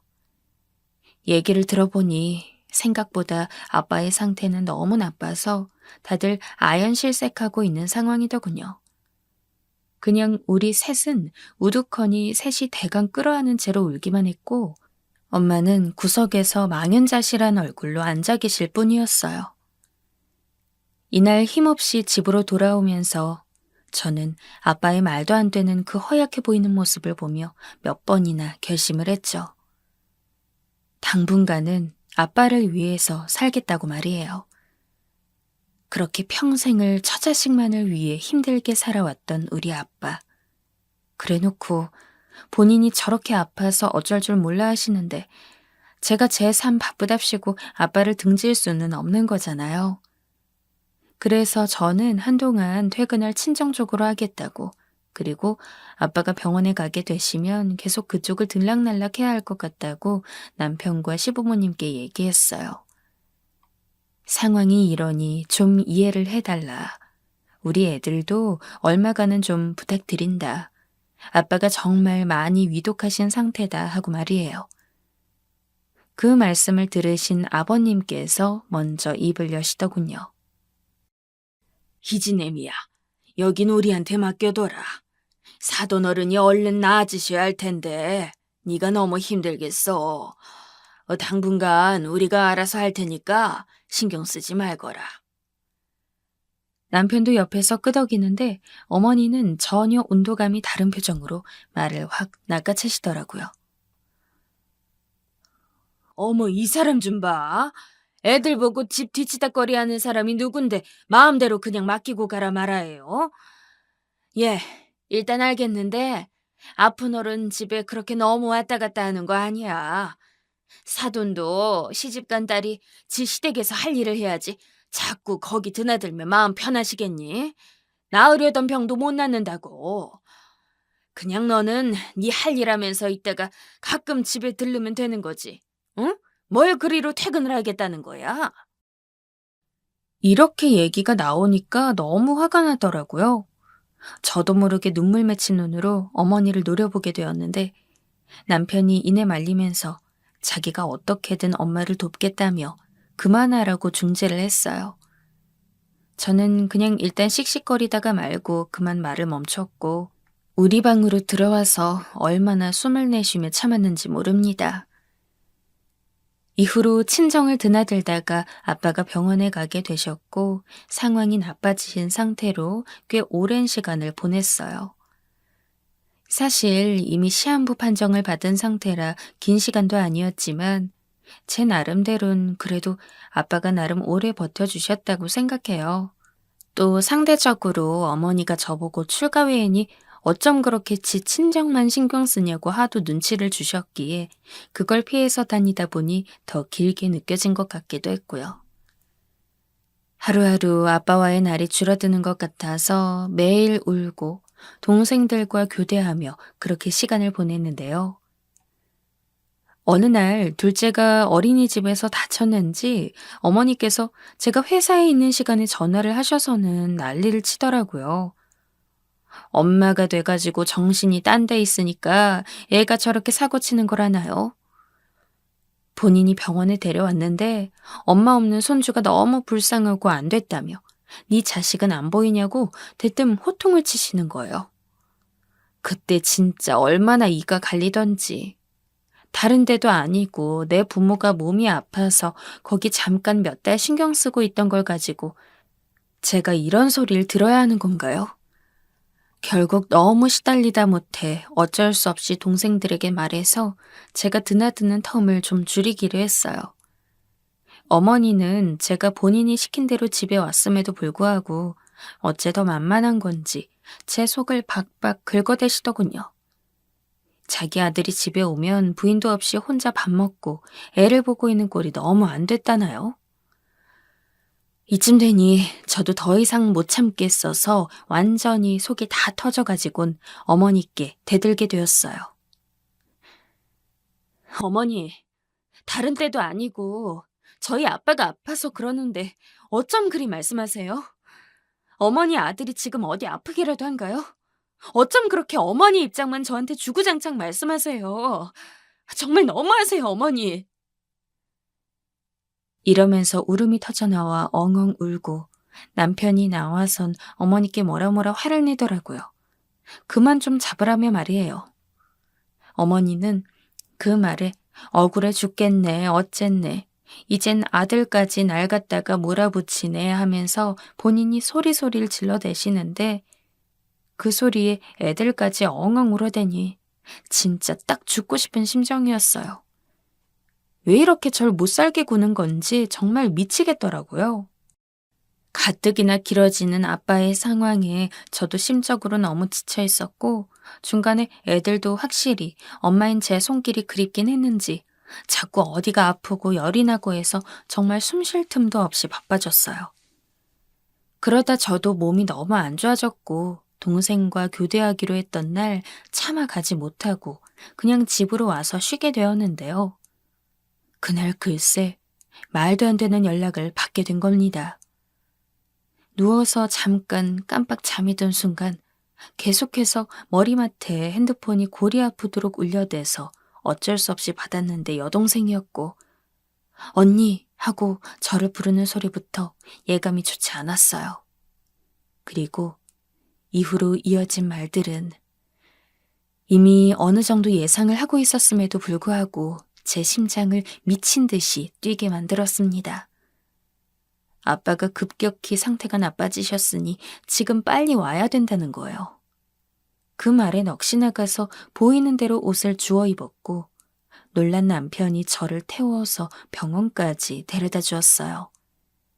그렇게 정신없이 뛰어 올라갔는데 그렇게 해서 마주한 풍경은 저를 그대로 주저앉아 쓰러지게 만들어버렸습니다.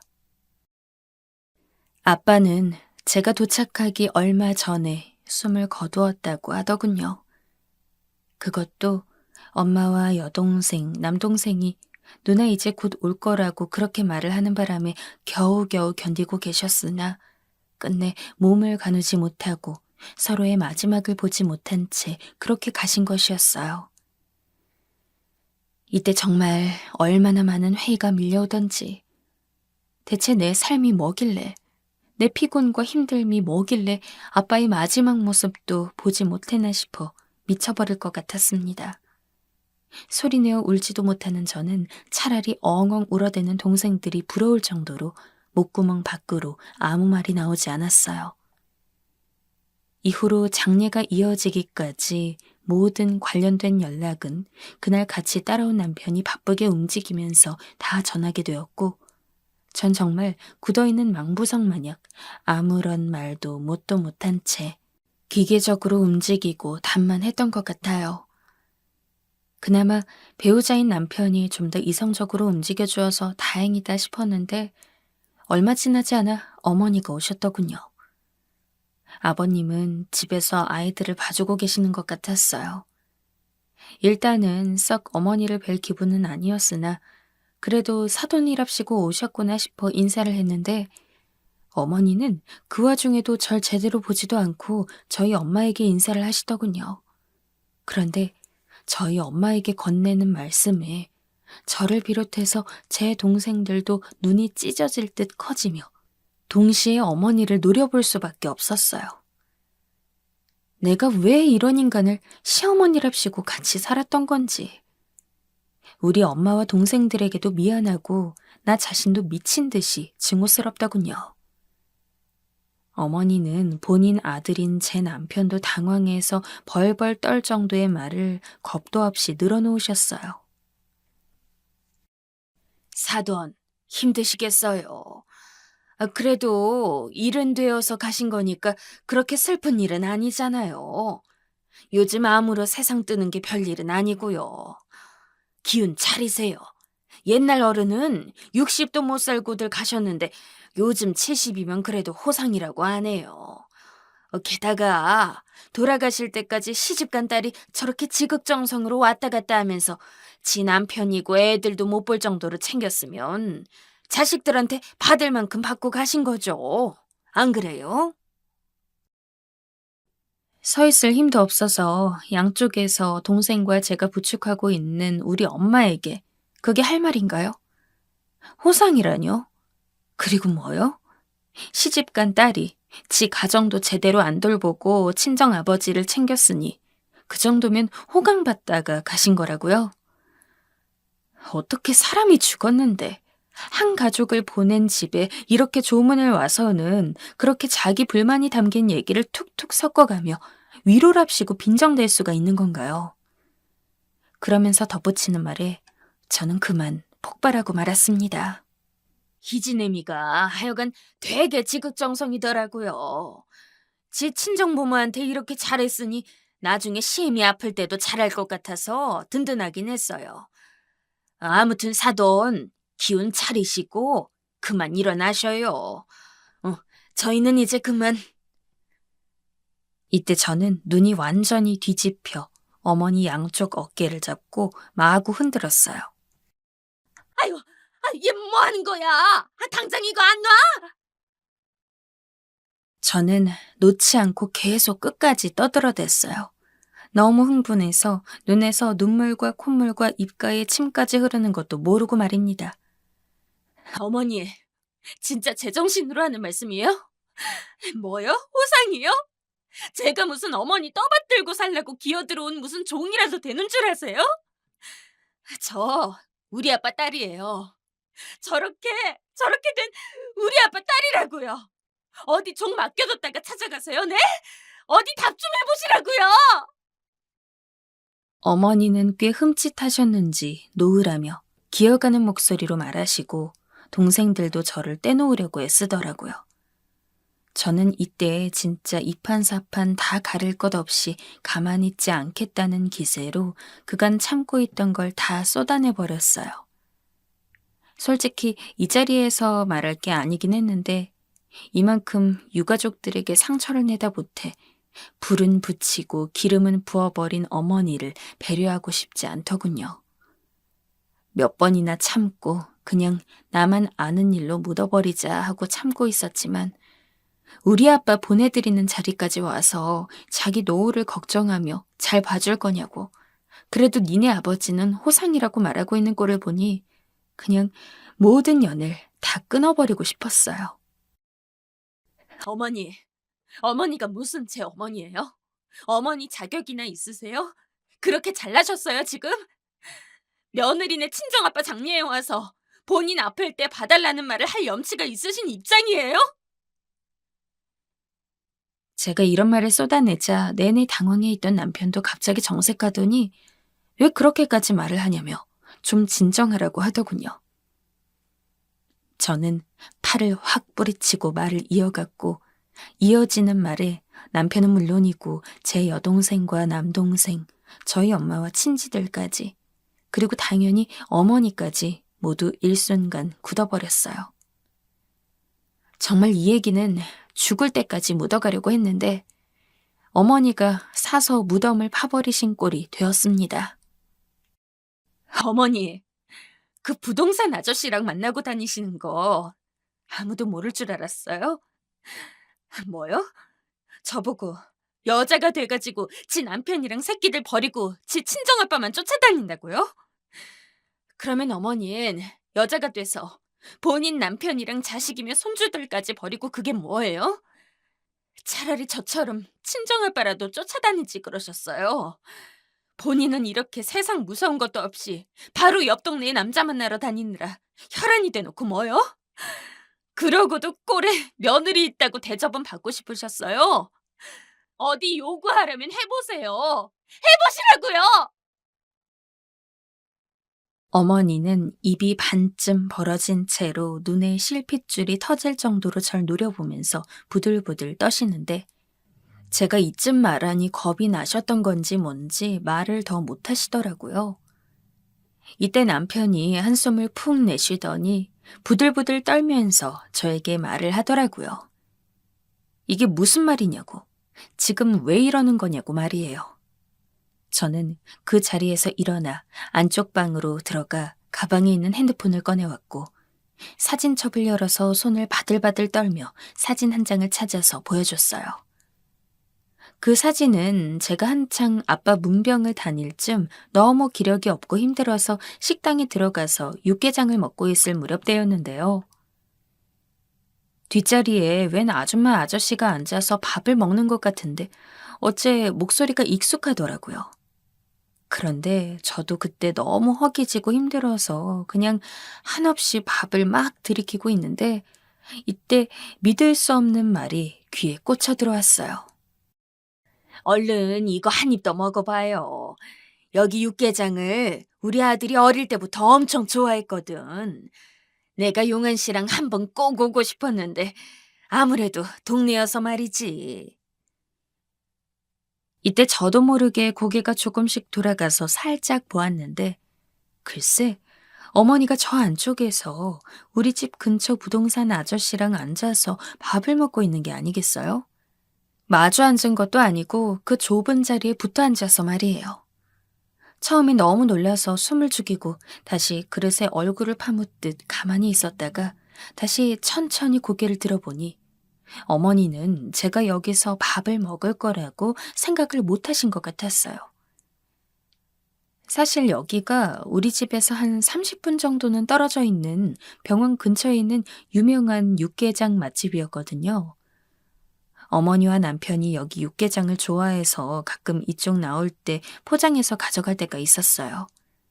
저야 병원이 근처이니 여기 들러서 먹고 있었던 건데 어머니가 아저씨에게 먹여주는 모양새 하며 허리에 손을 감고 있는 그 끔찍한 아저씨 손 하며 이건 누가 봐도 부부거나 불륜 아무튼 그 이상이었어요. 왠지 이 상황에 같이 있는 게 무섭기도 하고 불안하기도 해서 속은 허기져 죽겠는데 더 삼키지 못하겠더라고요. 더 먹다간 체할 것 같아서 일단은 계산하고 밖으로 나왔는데 그때도 어머니는 전혀 눈치를 못 채신 것 같더군요. 저는 가게 밖에서 한껏 줌을 당겨서 어머니와 그 아저씨의 모습을 찍고 그러고도 숨을 겨우 들이쉬고 그냥 멍청이 서 있었어요. 이걸 어찌해야 하나 말을 해야 하나 하다가 몇 번이나 지울까 말까 하다가 일단은 제 코가 석자였으니 그 길로 그냥 다시 집으로 돌아갔는데요. 아무리 그래도 남편을 생각하면 이런 건 묻는 게 나을 것 같아서 참고 있었던 것 뿐이에요. 그러고도 몇 달이 더 지나서 우리 아빠가 돌아가셨고 어머니와의 감정이 쌓여있는 동안 몇 번을 이걸 터뜨릴까 고민하다가 그냥 참았는데 장례에 와서 저 따위로 말을 해대는 걸 보니 이젠 안 되겠더군요. 그래서 결국 눈 딱 감고 그 사진을 공개해버렸고 남편은 그 이후로 충격이 꽤나 컸는지 집에 돌아온 후 며칠간을 말을 하지 못하고 있어요. 아버님께 말을 해야 하나 고민을 했는데 이미 남편이 전한 모양인지 집에는 말할 수 없는 냉기가 돌고 있고 어머니는 애들 방에 들어가셔서는 그저 눈치만 보기 일쑤입니다. 절 보면 눈은 죽일 듯 살기가 올라 있으면서도 억지로 웃으면서 참는 듯한 모양새에 저는 더 역겨워서 못 견디겠고 말이에요. 지금 집 분위기도 보통 살얼음판이 아니라 웬만하면 내가 말하지 않고 참았어야 했나 싶지만 저도 사람인걸요. 사람이 사람답게 행동했을 때 상식이 통하는 거지. 그 상식을 멋대로 벗겨버렸을 때에는 자기도 어느 정도 똑같이 얻어맞을 각오를 해야 한다고 생각해요.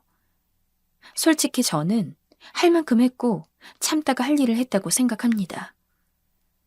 아빠를 향해 그런 무지막지한 말들을 내뱉은 걸 생각하니 여전히 후회는 없어요. 향후 어머니가 어떤 나락의 길을 걷건 간에 저는 상관하지 않을 생각입니다.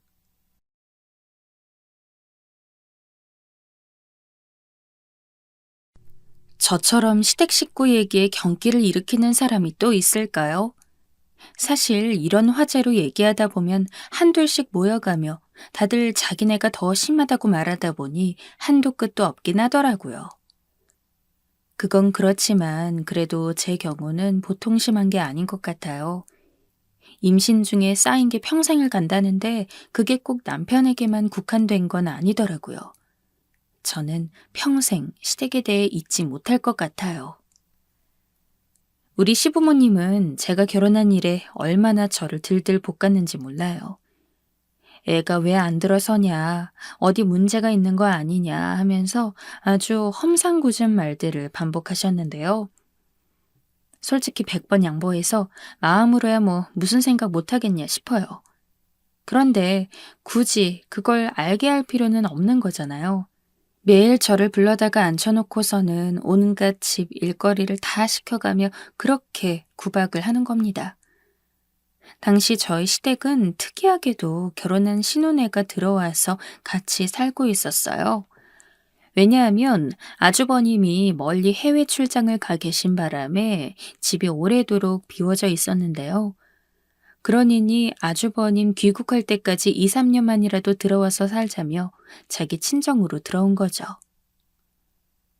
혼자 애 키우기 힘들다나요. 아무래도 애가 셋이었으니 그건 이해가 갔어요. 그리고 기존에 살고 있던 집은 세를 주고 그렇게 살림에 조금이나마 보탬이 되려고 했던 모양이고요. 일단 그것만으로도 집안이 복작복작해서 정신없어 죽겠는데 어머니와 신우는 툭하면 저를 그렇게 시댁으로 호출해서는 밥을 먹자는 둥 뭘 하자면서 자꾸 은근히 일손을 필요로 하더라고요. 저는 결혼 전에는 직장을 다니고 있었지만 결혼을 할 무렵부터 갑상선 수치가 좋지 않고 몸 상태가 많이 나쁘다고 해서 쉬게 되었어요. 상견례 때도 그런 말들을 나눴고 그럼 이미 며느리 몸 상태가 딱히 좋지 않다는 걸 다들 알고 있는 거잖아요. 그걸 알면서도 저를 불러다가 설거지를 시키고 남을 묻히고 뭐 하는데 와서 배우라는 둥 자꾸 호출을 하시는 거예요. 엄연히 저는 집에서 좀 쉬면서 기운을 차려야 하는 사람인데 말이죠. 게다가 신우는 뭔데 자기가 옆에서 절 오라가라 하는 건지 제가 무슨 결혼을 남의 집 아들 잘 키우고 살려고 한 것도 아니고 뭘 자꾸 배우라고 하는 건지 모르겠어요. 이건 며느리가 아니라 무슨 무급 가정부를 들인 것도 아니고 주말에 부르는 것도 모자라 주중에도 수요일이나 금요일엔 꼭 부르시더라고요. 이후로도 여전히 저는 가기 싫어서 이 핑계 대고 안 가고 저 핑계 대고 안 갔지만 신우와 어머니는 더 이상 제가 이렇게 빠지는 꼴을 볼 수 없었는지 나중엔 본인 아들을 매수해서는 꼭 같이 오게 하는 게 아니겠어요? 저는 시댁 갈 때마다 얼굴이 완전 굳은 채로 가고 그러면 꼭 제 얼굴을 보고 신우는 한마디씩 하더라고요. 아유, 옳게. 무슨 도살장 끌려왔어? 그렇게 인상 쓰고 있으면 우리 식구들 너무 무서워서 어떻게 밥을 먹으라고. 기분 좀 풀어, 얼른. 기왕 어른들 있는 곳 왔으면 어린 사람이 맞춰야지. 그게 뭐야. 우리 집 애들 보기도 창피하지 않아? 아휴, 옳게 무서워서 다음부턴 오라고도 못하겠네. 다음엔 오지 마, 절대. 응? 이러면서 웃는 건지 비꼬는 건지 모르게 자꾸 살살 약을 올려대더라고요. 그 말에 남편은 더 반응하면서 인상을 팍 쓰면서 자기 누나가 아닌 저에게 승질을 내는 거 있죠. 유미야, 기분 좀 풀어. 왜 그러는 거야? 너 맨날 우리 집 올 때마다 그런 표정으로 온 거야? 왜 우리 가족들이 네 눈치를 보게 하는 거냐고. 생각해보면 저도 참 바보 같은 게 이때쯤 결혼이고 뭐고 다 엎어버렸어야 하지 않았나 싶어요. 남편도 없이 혼자 시댁에 매주 2, 3일은 꼬박꼬박 갔던 자기 부인을 잘 다녀오고 고생했단 말은 안 하고 그저 그걸 흐뭇해하고 당연한 줄 알고 있더라고요. 이후로 몇 번이나 남편이 가자고 했지만 그냥 누워서 못 들은 척하고 안 가기도 했고 남편이 그걸로 삐지거나 서운해해도 모른 척했어요. 와중에 신우한테 몇 번이나 연락이 와서 안 와도 된댔다고 그걸 그대로 고지 듣고 안 오는 사람이 어딨냐고 면박을 주더군요. 그래도 일단은 끝까지 무시했어요. 왜냐하면 가지 않을 때의 해방감이 너무 컸거든요. 그래서 안 가고 있는 몇 달 동안 생각도 못했던 아기가 우리에게 찾아오게 되었어요. 아무래도 그간 제 몸이 안 좋기도 했지만 일단 마음 상태가 편안해서 그랬던 걸까요? 정확한 이유는 알 수 없겠지만 아무튼 이런 소식 자체는 너무 기뻤죠. 초기부터 무척 조심했고 제가 몇 번이나 남편을 말린 탓에 임신 안정기가 되어서 양가의 소식을 알릴 수 있었답니다. 일단 양쪽에서 다 기뻐하시긴 했는데 시댁에서는 성별부터 빨리 알아오라며 그 안에 아기를 위한 안전검사 같은 내용들은 관심도 없는지 이것만 자꾸 성하더라고요. 정말 그쪽 집안과 도저히 상종하고 싶지 않을 정도로 정떨어지게 하는 말만 차고 넘쳤어요. 남편은 바보같이 또 그 내용들을 저에게 그대로 전달해 오는데 제가 너무 스트레스 받아서 그런 얘기 좀 하지 말라고 했답니다. 명준 씨, 어머니랑 형님이 하시는 말들 좀 나한테 일일이 다 전하지 마. 자기도 나한테 그런 말 하면서 내가 기분이 좋을 거라고 생각하는 거야? 듣고 서로 기분 나쁠 얘기들을 왜 자꾸 그렇게 하는 거야? 듣고 뭐, 나보고 행동을 고치던지 변하라고? 내가 왜 그렇게 해야 되는데? 그러자 남편도 나름 뭐가 쌓였던 건지 또 따지기 시작하더군요. 내가 뭐 너한테 대단한 얘기라도 했어? 그냥 우리 누나랑 엄마가 성별을 궁금해한다는 얘기잖아. 그런 얘기들도 못해? 손주랑 조카를 봐서 너무 기쁘고 좋아서 그런다는데 너 진짜 예민하고 별난 것 같아. 그러니 어른들이랑도 어울리지 못하고 맨날 자리를 피하기만 하지.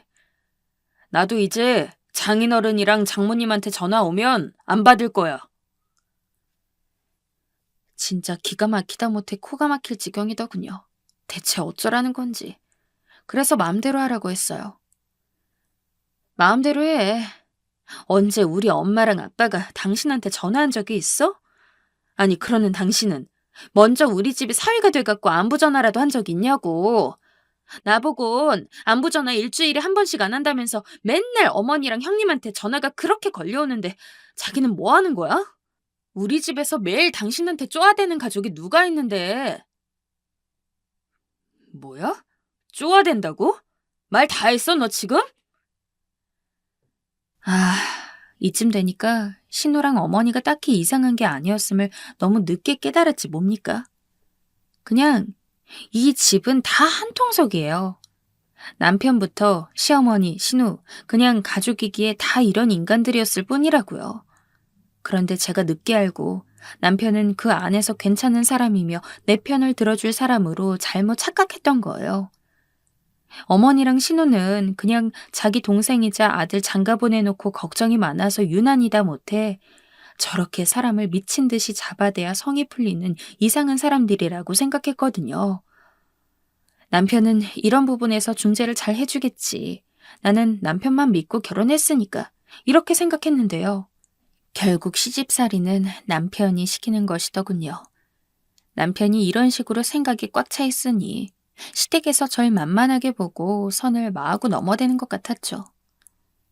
아무튼 전 이런 상황을 더는 봐줄 수가 없어서 남편과 냉전 중에 들어갔고 성별이 나온 이후도 남편에게만 말했을 뿐 시댁에 따로 연락은 안 했어요.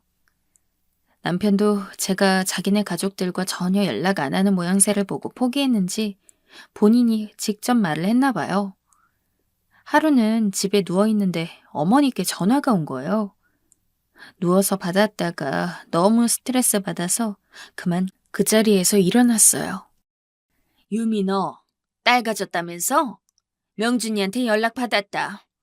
너는 네가 입이 있으면 직접 찾아와서 말을 할 것이지 그걸 꼭 남편을 통해서 전화해야겠어? 이때부터도 뭔가 짜증나고 싫었는데 갈수록 말 같지도 않은 얘기만 거듭하시더군요. 그리고 이 집에 와서 처음 애를 가졌으면 웬만하면 아들을 가졌어야지 웬 딸이냐 대체? 나보고 명준이 할머니나 어른들한테 어떻게 말을 하라고. 네가 좀 관리를 잘해서 노력을 했어야지. 여자가 되어선 그놈의 씨 하나 제대로 못 굴려서 냉큼 딸을 가져버리면 어떡하냐. 잔말 말고 둘째는 꼭 아들 낳도록 해야 한다. 어? 진짜 무슨 이게 협박하는 폭력배도 아니고 조선시대 말기도 이런 식으로 말하는 시어머니가 있었다면 분란이 일어나지 않았을까요? 가뜩이나 불편한 몸 이끌고 힘든 며느리한테 이런 식으로 말을 해야 하는 건지. 저는 대답도 제대로 하지 않고 그냥 전화를 끊어버렸어요. 그게 또 마음에 안 들어서는 남편에게 전화해 얼마나 난리를 치셨는지. 남편은 들어오자마자 저한테 씩씩거리면서 엄마 전화를 대답도 않고 끊었냐며 할 말 많아 죽겠는데 제가 전화를 안 받는다며 머리끝까지 화가 나셨다고 합니다. 그러면서 저 때문에 너무 스트레스 받아서 화병 나서 알아 누우셨다며 빨리 사과를 드리고 찾아뵈라고 하는데 이때부터 전 정말 남편이 인간처럼 느껴지지 않았어요. 어떻게 뱃속에 자기 자식을 임신하고 있는 부인한테 곧 죽어도 자기 엄마와 누나가 우선이 되어선 저런 말들을 해댈 수 있는 걸까요? 저는 억울하고 화가 나서 눈물을 끄끄거리며 참으면서도 절대로 무슨 일이 있어도 전화를 다시 걸지 않았어요.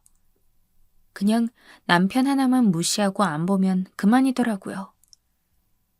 시간이 갈수록 냉전이 길어지고 임산부인 저 혼자 산부인과를 다니는 날들이 많았고 자기도 주제에 애 아빠랍시고 애 크는 건 또 궁금했는지 슬슬 숙이고 들어오더라고요. 저도 일단 챙겨줄 건 챙겨주되 남편 입에서 어머니와 누나 얘기하며 챙기라는 말이 나왔다면 그냥 무시해버렸어요. 듣지도 않고 자리에서 일어나 버리고 곧장 안방으로 향해 문을 잠가버렸습니다. 그런 게 또 화가 났던 건지 남편은 곳에 또 자기 엄마한테 말한 것 같았고 어느 날은 글쎄 우리 엄마한테 전화가 왔지 뭐예요?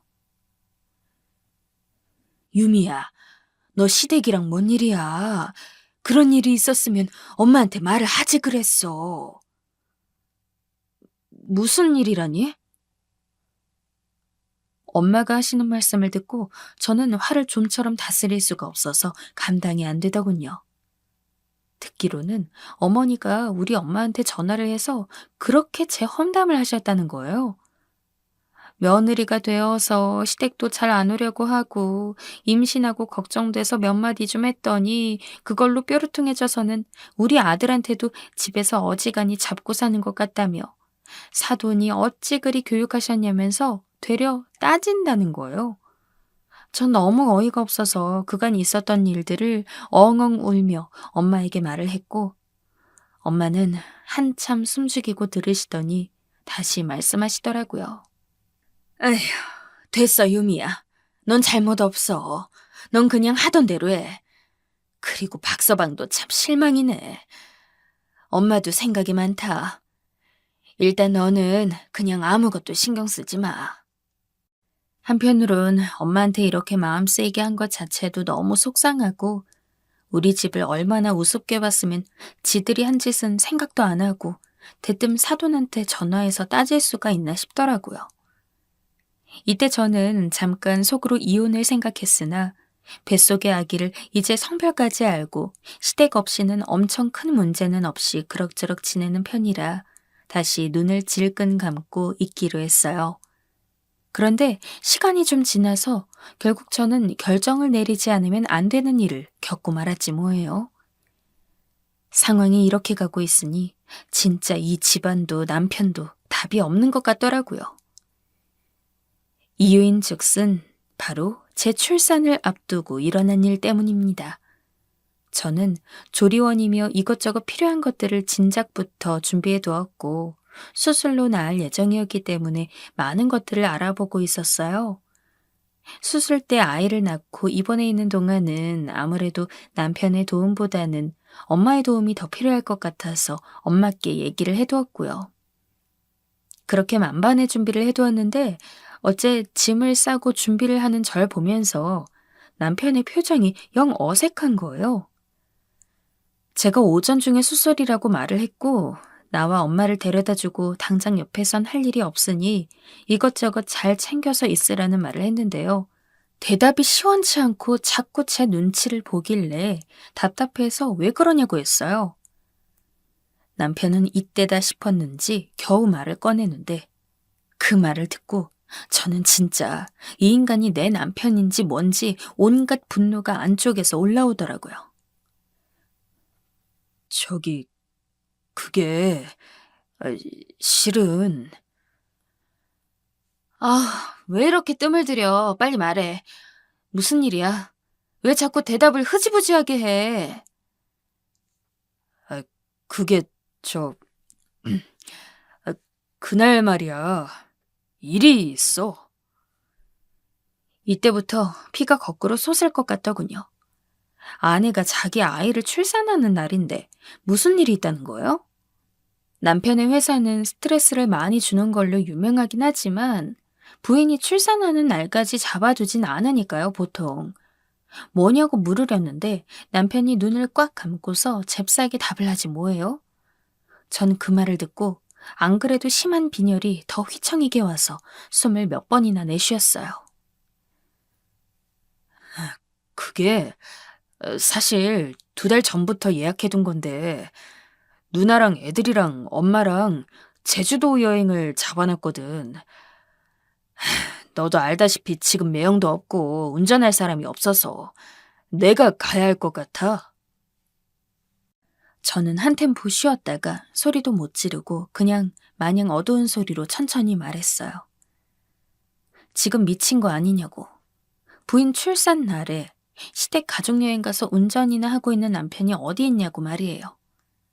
그랬는데도 남편은 도저히 빠져나올 수 없는 상황이라는 걸 계속 저한테 설득하는데 정말이지 제가 그때 돌아버리지 않고 맨정신에 들은 것만으로도 스스로를 칭찬해주고 싶을 정도예요. 엄마가 건강도 많이 안 좋으시고 이제 언제 또 이렇게 여행을 해보겠냐고 하시더라고. 사실 너랑도 같이 가려고 했는데 네가 몇 달 전부터 가족 모임에도 자꾸 안 나왔고 우리도 2달 전에 미리 예약해둔 건데 진짜 이렇게 당일날 수술 날짜가 겹칠지 진짜 몰랐어. 이제 와서 미루기에는 우리도 넉넉치 않은 형편에 다 예약해놔서 취소하기도 돈이 너무 많이 나올 것 같고 애들도 너무 기대하고 있거든. 가서 무릎 안 좋은 엄마나 애 셋 챙기는 누나가 운전할 수도 없고 내가 해야 하는 게 맞는데 그래서 말을 못했어. 이번만 좀 이해해주면 안 될까? 아니, 이번만이라뇨? 이런 말을 하고 있는 입장에서 어딜 감히 이번만의 이후인 2번째가 또 애를 낳을 일이 있을 거라고 겁도 없이 상상하는 걸까요? 누가 자기 애를 더 가져줄 거라고 생각하는 걸까요? 진짜 꿈도 어지간히 크다고 욕을 해주고 싶은데 저는 이 얘기를 듣는 내내 너무 함멸스럽고 진저리가 나서 그냥 이런 남편 따위 없는 게 낫겠다 싶더군요. 어차피 제가 수술하고 4, 5일 입원해 있는 동안 그 처리도 엄마가 해주실 거니 남편은 그때 그냥 집에 있으라고 하려고 했거든요. 그런데 제가 이렇게 결정해서 말을 해주는 것과 본인이 자기 임의대로 내 걱정은 전혀 하지도 않은 채 멋대로 결정해서 저한테 통보하는 건 전혀 다른 거잖아요. 전 다 짜증나서 그냥 그렇게 하라고. 그럼 아침에 나랑 엄마랑 태우고 가라고 했더니 그조차도 뭐라고 하는 줄 아세요? 유미야, 이번만 진짜 봐주면 안 될까? 아침 일찍 비행기라서 새벽같이 나가야 해. 그냥 전날 장모님이 여기서 주무시고 같이 택시 타고 나가면 안 되나? 혹시 캐리어 무거우면 병원에 미리 전화해서 전날 캐리어 맡겨두는 거 되지 않아? 내가 전화 한번 해볼까? 이 순간 전 그냥 눈을 지그시 감고 속으로 몇 번이나 이러면 안 된다고, 이 화가 다 애한테 간다고, 너는 이걸 무조건 견뎌야 한다며 계속 되뇌었어요. 겨우 숨을 들이쉬면서 참다 그냥 안방으로 들어와 바로 문을 잠가버렸고 침대에 누워 서러움에 얼마나 울었는지 몰라요. 남편은 눈치를 보면서 문을 두드리며 미안하다고 하는데 그 말도 가증스러워서 귀를 막아버리게 되더군요. 이후로 몇 시간이 지나 정신을 좀 차리고 엄마한테 전화해서 그냥 남편이 사정이 있어서 그날 당일 자리를 못 지킨다고 말했어요. 엄마는 너무 황당해 하시면서 애 낳는데 애 아빠가 어디가 있는 거냐고 어이없어 하시더라고요.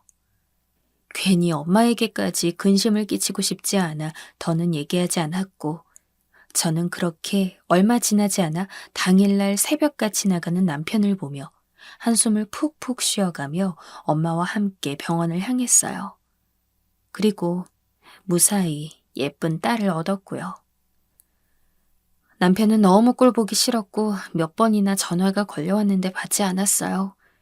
실제로 아파서 받을 정신도 없었고요. 나중에 우리 엄마께 전화를 해서 아무것도 모르는 엄마는 그냥 사진들을 몇 장씩 보내주셨더라고요. 그리고 제가 한창 입원해서 모유수유콜을 받아가며 왔다 갔다 하고 엄마로부터 부축을 받고 있을 즈음 겨우 주변에 연락을 돌리고 통화를 좀 할 수 있었어요. 태어난 아기도 너무 예뻤지만 마음이 너무 우울하고 처지더군요. 그래도 내색은 않으려고 했지만 몸도 덜 아물어서 뱃속 장기가 심히 아파오고 몇십 통씩 걸려와 있는 남편의 전화도 볼 때마다 기가 차고 눈물만 났습니다. 아기를 낳은 지 둘째 날이 되었을 때 가급적 많은 생각을 안 하고 회복에만 집중하려던 차에 또 전화가 왔어요. 엄마가 너무 그러지 말고 박서방도 미안해서 전화하는 걸 텐데 받아보라고 하더군요. 저도 받아서 실컷 욕이나 해주자는 생각으로 받았는데 글쎄 남편의 목소리가 이상했어요. 왜 그래? 뭐야, 무슨 일 있어? 그게 여기 지금 사고가 났어. 사고라니. 진짜 너무 당황스럽더라고요. 갔으면 곱게 다니긴 할 것이지 또 뭔 사고를 쳤다는 건지. 제가 계속 캐물으면서 내용을 들어보니 정말 어이없는 상황이 그쪽에서 벌어져 있었어요. 렌트카를 빌려 어딘가로 이동하던 중 교통사고가 크게 나버렸고 그 사고로 인해 남편과 신우, 조카들도 적지 않은 부상을 입었지만 어머니가 아주 심하게 다치셔서 그만 두 다리가 부러지게 된 거예요. 가뜩이나 무릎 약하고 안 좋다고 매일 앓던 소리를 하시던 분이 사고로 인해 정말 말도 안 되는 상황에 처하게 된 거죠. 그나마 남편과 조카들은 덜한 편이었는데 신우도 통원 치료가 꽤나 필요한 부상을 입고 힘들어한다는 내용이었어요. 올라오는데 시간이 좀 걸린다는데 진짜 너무 갑갑해서 한숨만 퍽퍽 쉬게 되더군요. 와중에 옆에서 이 통화 내용을 다 들으신 엄마는 그제서야 왜 이 자리에 본인 사위가 없는 건지 진실을 알게 되셨고 분노로 좀처럼 몸을 추스르지 못하게 되었어요. 엄마는 욕을 하면서 어떻게 그럴 수가 있냐고 자기 새끼 낳는 순간에 지네 엄마랑 누나랑 놀러가서 저렇게 사고를 당한 거냐고 아주 난리를 치셨어요. 이런 모습을 보고 있으니 머리가 어지러워 죽겠는데 어쨌든 어머니도 보통 다치신 게 아니니 상황이 정말 위급하긴 하겠구나 싶더군요. 일단은 자리 잡힐 때까지 두고 보기로 했고 며칠이 지나 다들 서울로 왔어요. 그리고 저는 저대로 퇴원해서 조리원으로 갔고 나중에 남편이 뒤늦게 와서 아기와 저를 봤고요. 진짜 이때 남편 행색도 어찌나 한심하던지 자기도 자기가 죽을 죄를 진 걸 알긴 아는 건지 눈도 잘 못 맞추더라고요.